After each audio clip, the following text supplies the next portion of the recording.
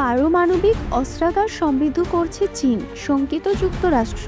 আন্তর্জাতিক অঙ্গনে আবারও বাড়ছে উত্তেজনা। চীন দ্রুত গতিতে বাড়াচ্ছে তার পারমাণবিক অস্ত্রাগার, আর এতেই শঙ্কিত যুক্তরাষ্ট্র। মার্কিন সামরিক বিশেষজ্ঞদের দাবি, প্রচলিত সামরিক শক্তির পাশাপাশি চীন শুরু করেছে টেকসই পারমাণবিক বাহিনী গড়ে তোলা। জেনারেল অ্যান্থনি কটন কংগ্রেসকে জানিয়েছেন, 2027 সালের মধ্যে তাইওয়ান দখলের প্রস্তুতি নিচ্ছে চীন, আর সেই লক্ষ্যে স্থল, আকাশ ও সমুদ্র থেকে হামলা চালাতে সক্ষম এমন অস্ত্র তৈরি করছেন তারা। চীন যদিও দাবি করে তারা প্রথমে পারমাণবিক অস্ত্র ব্যবহার করবেন না, কিন্তু পেন্টাগনের মতে প্রচলিত আক্রমণে রাষ্ট্র টিকে থাকার ঝুঁকি তৈরি হলে প্রথম আঘাত হানতে পারে বেইজিং।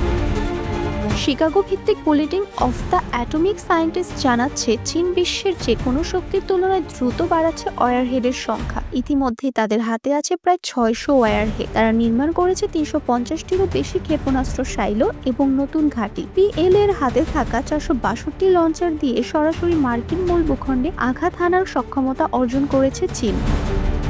পেন্টাগনের পূর্বাভাস, 2030 সালের মধ্যেই চীনের হাতে থাকতে পারে 1000-এর বেশি পারমাণবিক ওয়ারহেড, যার মধ্যে থাকবে ছোট পাল্লার নির্ভুল হামলা থেকে শুরু করে ভয়ঙ্কর মেগাটন ক্ষমতা সম্পূর্ণ আন্তঃমহাদেশীয় ক্ষেপণাস্ত্র। চীনের পক্ষ থেকে অবশ্য বলা হচ্ছে, পারমাণবিক যুদ্ধ জেতা যায় না, আর তা চালানোও উচিত নয়। কিন্তু যুক্তরাষ্ট্র সহ পশ্চিমা বিশ্ব মনে করছে, এই দ্রুত আধুনিকায়ন শুধু এশিয়া নয়, পুরো বিশ্ব শান্তির জন্য মারাত্মক হুমকি। Umme Hani, desk report, I news BD.